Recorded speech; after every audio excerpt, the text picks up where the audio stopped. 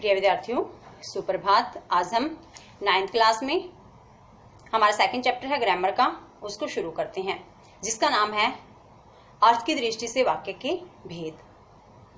इससे पहले हमने उपसर्ग, प्रत्यय और समास चैप्टर किया। आज हम सेकंड चैप्टर जो हमारा है इसमें अर्थ की दृष्टि से वाक्य के भेद, उसको शुरू करते हैं। तो सबसे पहले हमारा क्वेश्चन आता है, वाक्य किसे कहते हैं। ये क्वेश्चन हमारा प्रीवियस क्लासेस में भी आ चुका है। यानी सार्थक या व्यवस्थित शब्दों का समूह वाक्य कहलाता है। यानी जो सार्थक भी है या और साथ में व्यवस्थित भी है। नेक्स्ट पार्ट हमारा आता है इसमें उभर कर कि वाक्य के अंग कितने होते हैं। वाक्य के 2 अंग होते हैं, उद्देश्य और विधेय। उद्देश्य कर्ता को कहते हैं और विधेय वह जो काम करता है उसको कहते हैं। हमारा जो मेन पार्ट है इस चैप्टर का, वाक्य के कितने भेद होते हैं। अर्थ की दृष्टि से वाक्य के 8 भेद होते हैं, जिनको हमें नाम के साथ साथ भी एक एग्जाम्पल के साथ भी बहुत अच्छे से लर्न करना है और साथ ही साथ अपनी नोटबुक में भी इनको डेफिनेशन और एक 2 एग्जाम्पल हमें अपनी नोटबुक में भी राइट करना है। तो आज हम सेकंड चैप्टर अर्थ की दृष्टि से वाक्य के भेद स्टार्ट करते हैं और इसको बहुत अच्छे से समझेंगे और साथ में याद भी करेंगे। बच्चों, आज हम ग्रामर में सेकंड चैप्टर स्टार्ट करते हैं, जिसका नाम है अर्थ की दृष्टि से वाक्य के भेद। तो हमारे इसमें फर्स्ट क्वेश्चन आता है कि परिभाषा, यानी कि वाक्य किसे कहते हैं। वाक्य की परिभाषा, एक विचार पूर्णता से प्रकट करने वाले शब्द समूह को वाक्य कहते हैं, या आप इसकी जगह कर सकते हो सार्थक शब्दों का समूह वाक्य कहलाता है। यही चीज यहाँ पर लिखी भी हुई है। वाक्य शब्दों का व्यवस्थित एवं सार्थक समूह होता है। जैसे एग्जाम्पल्स इन्होंने समझा है, अशोक पुस्तक पढ़ता है, राम दिल्ली गया है। इस वाक्य में यानी एक वाक्य में कम से कम 2 शब्द कर्ता और क्रिया अवश्य होने चाहिए। 2 शब्द हमारे, एक कर्ता और दूसरा जो वह काम कर रहा है। लेकिन वार्तालाप की स्थिति में कभी एक शब्द ही पूरे वाक्य का काम कर जाता है। जैसे कोई पूछता है आप कहाँ गए हो, सामने वाला कहता है दिल्ली। कौन बीमार है, सामने वाला कहता है माता जी। अब ये दोनों शब्द क्या है, एक शब्द है, ठीक है, लेकिन यहाँ क्या है, एक ही शब्द से दोनों इसमें अर्थ स्पष्ट हो गए हैं। हमारा सेकंड क्वेश्चन है, वाक्य के कितने अंग होते हैं। ये राइट भी करने हमें, वाक्य की परिभाषा और वाक्य के अंग। वाक्य के 2 अंग होते हैं, उद्देश्य और विधेय। फर्स्ट है इसमें उद्देश्य क्या होता है। वाक्य में जिसके बारे में कुछ बताया जाता है, यानी कि जो कर्ता होता है उसे उद्देश्य कहा जाता है। विधेय, वाक्य में उद्देश्य अर्थात कर्ता के विषय में जो कुछ बताया जाता है उसे विधेय कहते हैं। और देखो, आप इसको इस तरह से भी याद कर सकते हो। उद्देश्य किसे कहते हैं, वाक्य में कर्ता के बारे में जो कुछ बताया जाता है, वाक्य में कर्ता के बारे में कुछ बताया जाता है उसे उद्देश्य कहते हैं, और जो कुछ बताया जाता है उसे विधेय कहते हैं। सिंपल है, इसी तरह से आप इसको लर्न कर सकते हो। नेक्स्ट है हमारा, वाक्य के कितने भेद होते हैं। वाक्य के 2 भेद होते हैं, अर्थ के आधार पर और रचना के आधार पर। और हम 9th क्लास में कर रहे हैं अर्थ के आधार पर, रचना के आधार पर हमारे 10th क्लास में है। देखो, अर्थ की दृष्टि से वाक्य के 8 भेद होते हैं। तो हमें इसको राइट करना है। अर्थ की दृष्टि से वाक्य कितने भेद होते हैं, 8 भेद। फर्स्ट है हमारा विधानवाचक। जिन वाक्यों से कार्य के होने की सूचना मिलती है उसे विधानवाचक वाक्य कहते हैं। सूचना असत्य भी हो सकती है और सत्य भी हो सकती है। देखो, आपको क्या याद रखना है इसमें, विधानवाचक वाक्य किसे कहते हैं, जिन वाक्यों से कार्य के होने की सूचना मिलती है। सूचना सही भी हो सकती है, गलत भी हो सकती है। फॉर एग्जाम्पल, वह विद्यालय गया है, क्या पता गया या नहीं गया है। मैं पढ़ रहा हूँ, बुक लेकर बैठे हो, क्या पता पढ़ रहे हो या ना पढ़ रहे हो। वह कल लौट आया था, श्योर नहीं है, क्या पता आया था या नहीं आया था। इस तरह से जैसे गंगा हिमालय से निकलती है, श्योर है। ये कुछ घटनाएं हमारी ऐसी हैं जो सत्य भी होती हैं, लेकिन कुछ घटनाएं हमारी ऐसी जो असत्य भी होती है, वो हमारे आते हैं विधानवाचक वाक्य में। सेकंड पार्ट है इसका, निषेधात्मक यानी नकारात्मक वाक्य। जिन वाक्यों से कर्ता के न होने का बोध होता है। तो निषेध में क्या आता है, मैं पढ़ नहीं रहा हूँ, मैं कल लखनऊ नहीं जाऊंगा, वह कल नहीं लौटा। यानी जिस वाक्य में नहीं लगता है वह आपका निषेधात्मक कह सकते हो आप, या नकारात्मक वाक्य होता है। थर्ड है हमारा आज्ञावाचक वाक्य।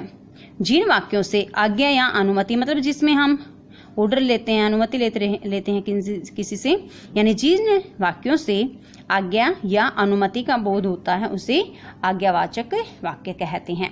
अपना काम देखो, अब बैठकर पाठ याद करो, अब कढ़ाई में मसाला भूनो, मुझे पुस्तक दीजिए, आप जा सकते हैं। तो इन सभी वाक्य में क्या पता लग रहा है? इन सभी वाक्य में हमें पता लग रहा है कि इसमें आज्ञा है, आप जा सकते हैं। जैसे सामने वाला पूछता है और आवाज जवाब मिलता है आप जा सकते हैं, तो वहाँ अनुमति ली गई है। ठीक है, तो जिन वाक्यों से आज्ञा या अनुमति का बोध होता है वहाँ आज्ञावाचक वाक्य होता है। तो इन सभी की, जैसे स्टार्टिंग में फर्स्ट क्वेश्चन था हमारा वाक्य की परिभाषा, वाक्य के अंग, उद्देश्य विधेय, वाक्य के भाग, भेद, अर्थ और रचना, और इसके जो ये पार्ट है इनको हमें साथ ही साथ नोटबुक में राइट करना है। आगे देखते हैं हम। पार्ट नंबर 4 है हमारा प्रश्नवाचक वाक्य। जिन वाक्यों के मूल में जिज्ञासा होती है, कुछ जानने की इच्छा होती है, ठीक है, तथा इन वाक्यों में क्या, कौन, कब, कहाँ आदि शब्दों का प्रयोग होता है। ये तो आपको पता है, प्रश्नवाचक में ये सारे चिन्ह हमारे लगते हैं। जैसे वाक्य है, आप कल कहाँ गए थे, कल कौन आया था, क्या सूर्य एक ग्रह है।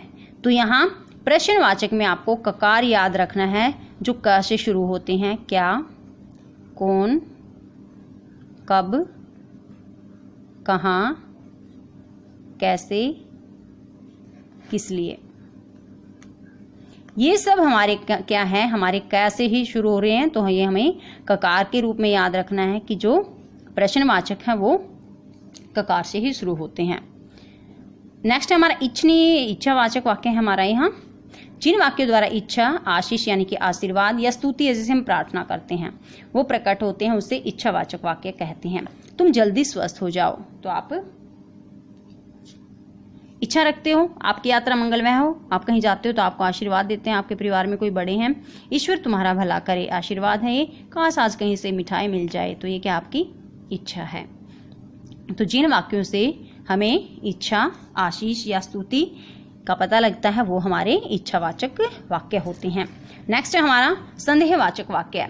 जिन वाक्यों से नाम है ना, संदेह, सभी में क्या है बेटे, जो इसके नाम है ना वही इनकी परिभाषा है। जैसे हमारे वाला पार्ट था प्रश्न, इच्छा, संदेह। तो जिन वाक्यों से संदेह या संभावना, संदेह याद रख लो, संदेह यानी शक, जो डाउट होता है उसका बोध होता है, उसे संदेहवाचक वाक्य कहते हैं। जैसे शायद, इसमें आपको 2 पॉइंट याद रखने हैं। इसमें वाक्य हमारा शायद से शुरू होता है और इसके वाक्य में या कई बार लास्ट में गा, गे, गी भी मिलता है। शायद ना होगा तो वहां गा, गे, गी होगा, और शायद होगा तो श्योर है, ये आपका कि वो संदेहवाचक वाक्य है। जैसे एग्जांपल देखो, शायद वह कल आए, शायद है आपका संदेहवाचक वाक्य है। यह पत्र उनके बड़े पुत्र ने लिखा होगा, यानी लास्ट में क्या आया आपका, गा आया है। अब वह घर पहुंच चुका होगा, गा आया है हमारा।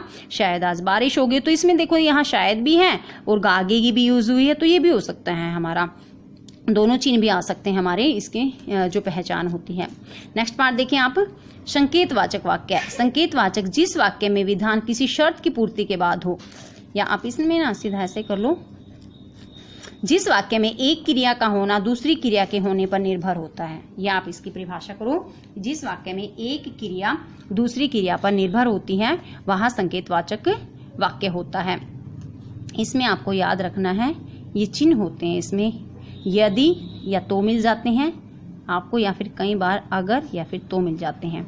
इनसे अलग कोई भी इसमें चिन्ह नहीं होता जो संकेतवाचक वाक्य में हो। जहां ये चिन्ह आपको मिले वहां संकेतवाचक वाक्य होता है हमारा। जैसे अगर वह आएगा तो मैं जाऊंगा, अगर तुमने परिश्रम किया होता तो सफल हो जाते, अगर वह आ जाता तो मैं उससे मिल लेता, यदि बस आए तो मैं स्कूल जाऊंगा। तो इन सभी में क्या है, स्टार्टिंग में अगर दिया है या फिर यदि दिया है, और बीच में इन्होंने तो के साथ वाक्य को मिलाया हुआ है।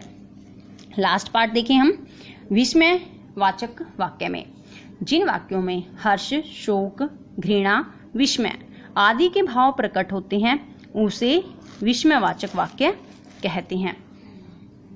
जैसे वह बहुत सुंदर फूल है, शाबाश क्या चौका मारा है, छी वह बहुत गंदगी है, उफ कितनी गर्मी है।